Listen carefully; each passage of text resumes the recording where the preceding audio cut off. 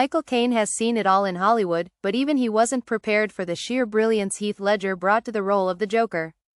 In his new memoir, Don't Look Back, You'll Trip Over, the 92-year-old actor opens up about his initial skepticism and the unforgettable transformation he witnessed on the set of The Dark Knight.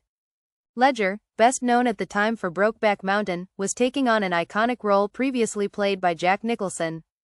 Caine admitted he had doubts. "I wondered how he was going to play the Joker," he wrote. But when Ledger stepped onto the set, those doubts vanished. His Joker was deeply, deeply warped and damaged. It was chilling. Absolutely floored me the first time I saw him in action. I was terrified. Caine, who played Bruce Wayne's loyal butler Alfred Pennyworth, recalled one of his character's most famous lines, saying it perfectly captured Ledger's take on the villain. "Some men just want to watch the world burn." That was Heath's Joker, chaotic, unpredictable, and disturbingly real.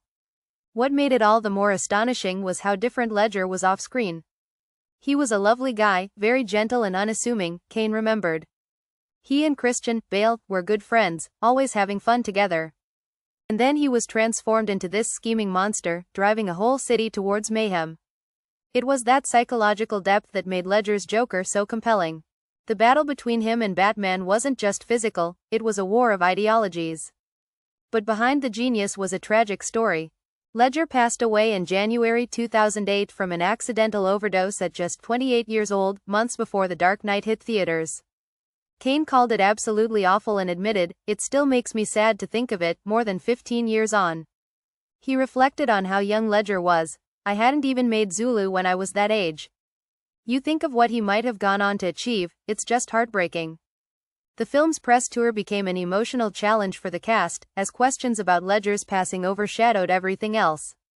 But there was some solace in the recognition his performance received. At the 81st Academy Awards, Ledger won a posthumous Oscar for Best Supporting Actor.